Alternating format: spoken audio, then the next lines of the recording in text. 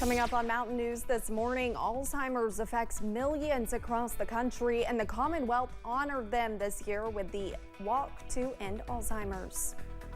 And domestic violence is unfortunately everywhere, but there are always those trying to push back the statistics. Dedicated to Eastern and Southern Kentucky, this is WYMT Mountain News This Morning. Good morning, I'm Olivia Calfee. The time is 5:30 on October 2nd. Now let's check in with Chief Forecaster Brandon Robinson for a look at your forecast this morning. Once again, Brandon, we're seeing that fog. I know I saw it on my way in this morning. What's it really looking like around the region or across the region? Well, not too bad this morning. I came in a little bit before the 11 last night, so I didn't get to see it. But again, we've been looking at some of that starting to expand this morning in the early hours. Let's take a look at our visibility map, and you can see places like Harlan, Middlesboro, Jacksboro, Williamsburg not looking too good this morning, Logan, Ashland, and then back down toward Monticello looking pretty rough as well. So just keep that in mind. Somerset, not too bad, but we've seen some dense fog outside the studios here in Hazard, Pikeville, some other places there this morning that we'll take you around and kind of show you. Temperatures there down to 49 in Clintwood. One of the coolest spots in the region this morning. On the other end, we've got 63 at Jackson. So again, some 60s out there, but a lot of 50s this morning. Kind of a difference there by several degrees in some spots there. Moorhead, Ashland, and Somerset, along with Monticello and Jacksboro, a little bit cooler than they were this time yesterday. On the other side of the coin, Prestonsburg, Wise, and Jonesville, a couple of degrees cooler. Or excuse me, warmer than they were this time yesterday. A lot of folks are exactly where they were this time yesterday. Sunshine today, taking us into the low 80s out there. Should be a fairly nice day for this time of the year. Olivia? Brandon, thank you. Police are searching for a man who is missing from a minimum security prison. James Baker, 32, is serving a 7-year sentence at the Bell County Forestry County, but walked away Sunday evening. Baker is 5'10" and 195 pounds. He has green eyes and black hair. If you know where Baker is or where he might be heading, please call KSP at 606-573-3131 or the camp at 606-337-7069. Last night, the Dollywood Express train derailed, according to park officials. Dollywood spokesman Wes Ramey says all passengers were evacuated and there were no injuries reported. Ramey went on to say the train experienced a mechanical issue. For those that don't know, the Dollywood Express is a 110-ton coal-fired steam engine that takes guests on a 5-mile trip around the park and through the foothills of the Great Smoky Mountains. Over the weekend, we learned new details from the National Transportation Safety Board on the deadly Ohio County plane crash. The NTSB shared a timeline of what led to the crash that left a pilot instructor and student dead. Investigators say the two were in the last leg of a cross-country flight. Wednesday night, they were flying from Owensboro to Bowling Green and back. Around 10:40 that night, on their way back to Owensboro and passing Beaver Dam, the plane changed course. Soon after, air traffic control lost communication with the pilot. NTSB investigator Dan Boggs says it's too early to say if severe weather was the cause of the crash. He says they are still searching the debris field where the plane crashed. Our final reports can take up to about 16 to 18 months before they're published. There's a lot of information that has to be analyzed. We may look at some parts of the aircraft structural wise, we may not, but gathering all this weather information, pilot qualifications, and interviews, it can take a while. Boggs said a preliminary report could be released in 10 to 15 days.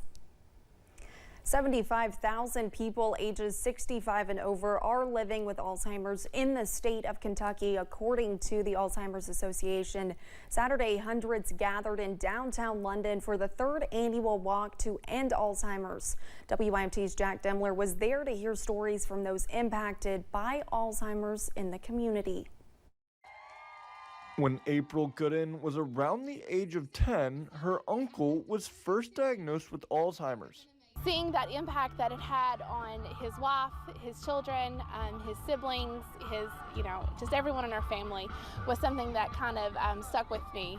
Seeing him go from this man who smiled all the time, had the biggest grin, and loved to aggravate and pick at people, and then becoming someone who was scared and fearful, really just, it has that effect. That, along with her experience working with patients that deal with Alzheimer's at Home Helper, led her to becoming the chair of the Walk to End Alzheimer's in London. Once you've experienced that, it kind of stays with you, and then it helps to drive that passion to find a cure, find treatment.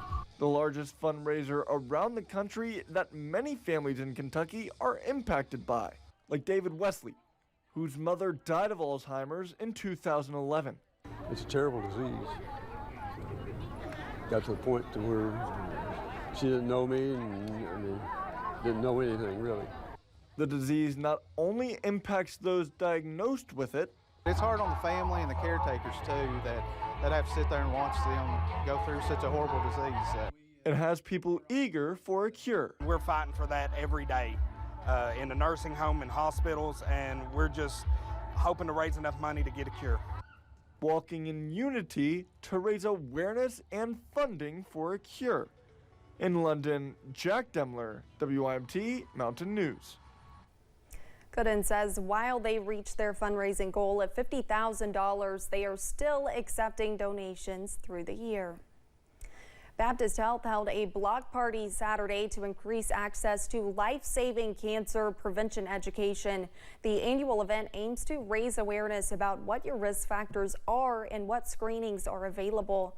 The goal is to take cancer prevention out of a clinical setting and into a family-friendly environment. Activities offered included games, food demonstrations, on-site Zumba, and activities for kids. Cancer obviously affects a large amount of the population through families, friends, things like that. This shows, one, ways to support family members, going through things like that. It also teaches people how they can be preventative and look to screen and prevent being at risk for cancer. The event offered screenings provided by Baptist Health doctors, nurses, and staff, and brought a number of community resources together, including the Kentucky Cancer Program, Kentucky African Americans Against Cancer, and the Colon Cancer Prevention Project.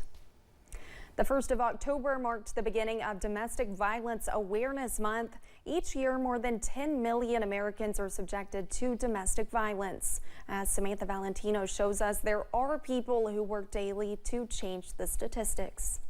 Greenhouse 17 is the domestic violence program serving the 17 counties in central Kentucky. What we really do is we provide all the wraparound services for a survivor. It's kind of our job to wrap ourselves with them and around them. Darlene Thomas is the executive director of Greenhouse 17. She says domestic violence is more common than you might think. It's happening every day here in Kentucky. Back in June, the state released a report on domestic violence stats in the Commonwealth.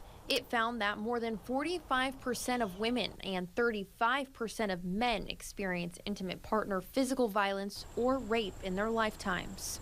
According to the report, more than 38,000 JC3 forms were filed in 2022. A JC3 is a form used by law enforcement officers responding to a report of domestic violence and abuse or dating violence and abuse. So many survivors who really just need us, the community, to pay attention, to look around us, know what's going on with our neighbors, our friends, the people we go to church with. That's why Thomas says it's important to raise awareness of domestic violence and support survivors every day. The entire month of October is dedicated to doing just that, as it's Domestic Violence Awareness Month. Not to normalize it as if it's okay, but to normalize it in a way that says you have a right to other choices and options, and this is not anything you should be ashamed of.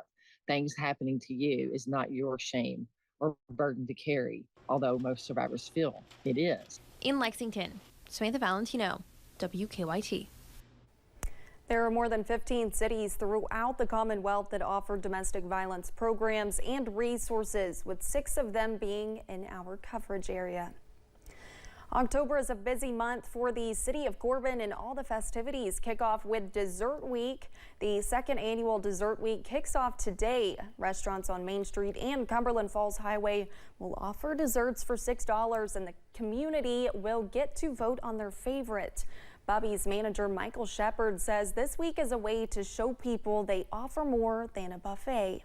We participate in Hamburger Week and Chicken Week, and to do Dessert Week is just something else to let people know that we do a variety of stuff. Bubby's staff is hopeful that through more advertising, they will encourage more people to come try their dessert. And yesterday, millions of Americans were due to start repayments on their federal student loans. It comes after a more than 3-year suspension during the pandemic. However, borrowers may qualify for lower monthly payments under the SAVE plan. Some may even have a zero payment depending on how much they make and the size of their family. For the next 12 months, borrowers can also skip payments without facing the financial consequences of defaulting on their loans. Coming up, Halloween and Swifties. What could go wrong? Stay with us as we take a look at how this super fan gets spooky. Sunny skies and summer-like temperatures in the first week of October. I'll have more on what we can see, or when we can see a cool down in about 3 minutes.